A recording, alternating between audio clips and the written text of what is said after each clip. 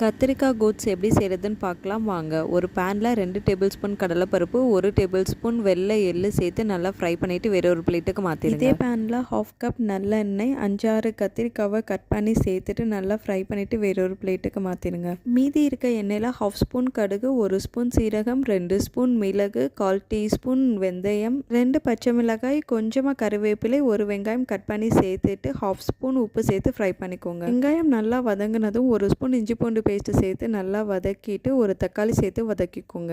இதில் 1/2 ஸ்பூன் மஞ்சள் தூள், 1 ஸ்பூன் மிளகாய் தூள், 1/2 ஸ்பூன் மல்லித்தூள் சேர்த்து நல்லா மிக்ஸ் பண்ணிக்கோங்க. சின்ன பால் சைஸ் புளியை தண்ணியில் கரைச்சி சேர்த்துக்கோங்க. 1/2 ஸ்பூன் உப்பு சேர்த்து நல்லா கொதிக்க விட்டுருங்க. ஃப்ரை பண்ணி வச்சுருந்த கத்திரிக்காவை ஆட் பண்ணிவிட்டு நல்லா மிக்ஸ் பண்ணி விட்டுக்கோங்க.